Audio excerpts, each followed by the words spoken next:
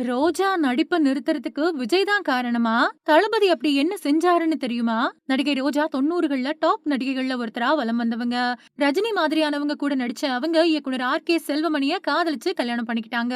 ஒரு கட்டத்துல நடிப்புல இருந்து ஒதுங்கி ஆந்திர அரசியல்ல தவிர்க்கவே முடியாதவங்களா மாறியிருக்காங்க. இந்த நிலையில சினிமாவுல கேரக்டர் ரோல்கள்ல நடிக்கிறத அவங்க நிறுத்துனதுக்கான காரணம் தெரிய வந்திருக்கு. ஆர்.கே. செல்வமணி இயக்குன செம்பருத்தி படத்துல நடிச்சு கோலிவுட்ல அறிமுகமானவங்க ரோஜா. அந்த படத்துக்கு முன்னாடியே சில தெலுங்கு படங்கள்ல அவங்க நடிச்சிருந்தாலும், தமிழ் சினிமா தான் பெரிய வெளிச்சத்த கொடுத்தது. செம்பருத்தி ஹிட் அவங்களுக்கு வாய்ப்புகள கொட்டி கொடுக்க ஆரம்பிச்சது. அப்படி அவங்க ரஜினி, சரத்குமார் அப்படின்னு பல முன்னணி ஹீரோக்கள் கூட சேர்ந்து ஜோடியா நடிக்க ஆரம்பிச்சாங்க. கிளாமர், ஹோம்லி அப்படின்னு எந்த ரோலையும் ஏற்று நடிக்கக்கூடிய திறமைய கொண்டிருந்த அவங்க, உழைப்பாளி, வீரா அப்படின்னு வரிசையா சூப்பர் ஸ்டாருக்கு ஜோடியா நடிச்சு அவருக்கு ராசியான ஜோடி அப்படிங்கிற பெயரையும் பெற்றாங்க. முக்கியமா மீனாவுக்கு அடுத்து ரோஜா தான் ரஜினி கூட கெமிஸ்ட்ரியில ஒர்க் அவுட் ஆகக்கூடிய ஜோடி அப்படின்னு ரசிகர்களால புகழப்பட்டாங்க. தமிழ்ல எப்படி பிஸியாவும் டாப் இடத்துலயும் இருந்தாங்களோ அதே மாதிரி தெலுங்குலயும் ஜொலிச்சாங்க. இதுக்கிடையில செம்பருத்தி படத்துல நடிச்சப்பவே அதோட இயக்குனர் ஆர்.கே. செல்வமணி கூட காதல்ல விழுந்துட்டாங்க.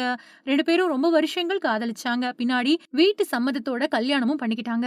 கல்யாணத்துக்கு பின்னாடி கொஞ்சம் கொஞ்சமா நடிப்புல இருந்து ஒதுங்கின ரோஜாவுக்கு அரசியல்ல நுழையக்கூடிய ஆர்வம் வந்துச்சு. அதுபடி ஆந்திர அரசியல்ல காலடி எடுத்து வச்சாங்க.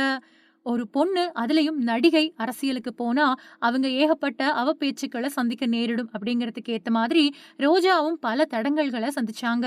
ஆனா இயல்பிலேயே போராட்ட குணம் உடைய அவங்க அந்த பேச்சுக்களை எல்லாம் அடிச்சு நொறுக்கி தனக்கான இடத்த கெட்டியா அரசியல்ல பிடிச்சாங்க. இப்படிப்பட்ட சூழல்கள்ல தான் கேரக்டர் ரோல்கள்லயும் நடிச்சாங்க ரோஜா.